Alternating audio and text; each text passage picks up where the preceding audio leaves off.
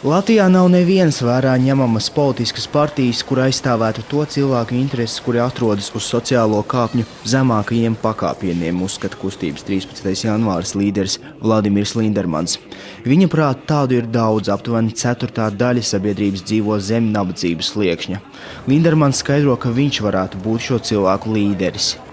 Я просто легко себя чувствую в кругу, в любом. Es pietiekami brīvi jūtos jebkurā sabiedrībā. Piemēram, cietumā. Var aizbraukt arī uz Maskavas Forštatu uzstāties. Es labi jūtos starp cilvēkiem, kuri pieskaitām pie sabiedrības pašiem zemākajiem slāņiem.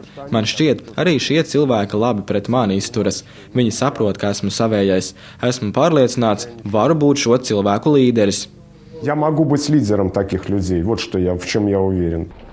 Kādreiz aktīvās nacionāla bolševiku kustības līderis Lindermans tagad sevi dēvē par rietumu parauga sociālistu. Viņš saka, ka priekšstats par viņu kā par kaislīgu padomju savienības komunistiskās iekārtas aizstāvi esot maldīgs.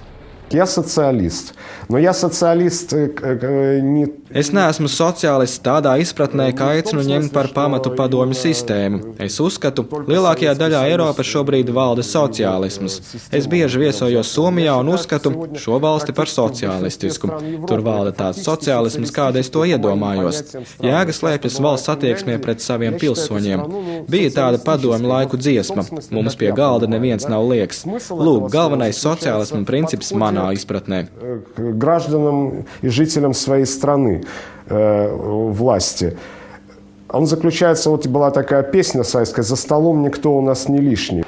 Latvijā labējo partiju slavinātais mežonīgais kapitālisms būtu jāizstāj ar šo mūsdienu sociālismu, saka Lindermans.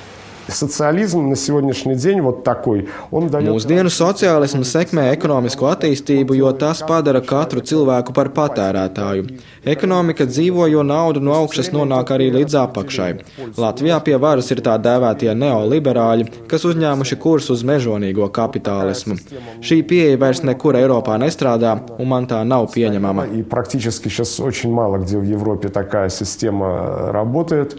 Lindermans ir apņēmības pilns panākt savas partijas 13. janvāris reģistrāciju. Uzņēmuma reģistrs līdz šim atteicies to reģistrēt, jo iesniegtie dokumenti neatbilda likuma prasībām un par iespējamu dokumentu viltošanu ir ierosināta lieta drošības policijā. Šo varas iestāžu rīcību Lindermans sauc par birokrātiskām spēlītēm, norādot, ka vara apzināti liek šķēršļus viņa politiskajai darbībai. Padomju Savienībā mani tieši tāpat valkāja uz VDK, kā tagad uz drošības policiju, bet tie cilvēki, kas tagad viskaļāk klaigā pret Padomju Savienību, tolaik bija aktīvākie stukači. Lindermans nekad nesot aicinājis vardarbīgā veidā gāzt Latvijā pastāvošo iekārtu. Šādi apgalvojumi radušies tādēļ, ka cilvēki jauc jēdzienus vara un valsts, saka politiskais aktīvists. Latvijā, tāpat kā daudzās citās postpadomju valstīs, bieži vien tiek vilktas vienādības zīmes starp tādiem jēdzieniem kā valsts un vara. To dara gan ierēģi, gan vienkāršie cilvēki. Ļoti daudz cilvēku uzskata, valdības kritika, tā ir arī valsts kritika. Lindermans apgalvo, ka viņš esot šai valstī lojāls pilsonis. Viņš varot būt skarbs izteicienos pret valdošajiem politiķiem, bet ne pret valsti. Я не люблю таких высокопарных слов.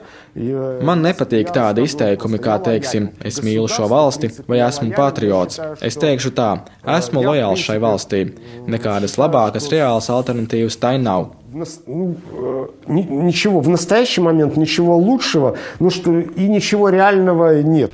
Kustības 13. janvāris līderis vēlas panākt savas partijas oficiālu reģistrāciju, lai piedalītos šogad gaidāmajās Saeimas vēlēšanās. Pēc Lindermana aplēsēm viņa organizācijā šobrīd ir ap 300 biedru.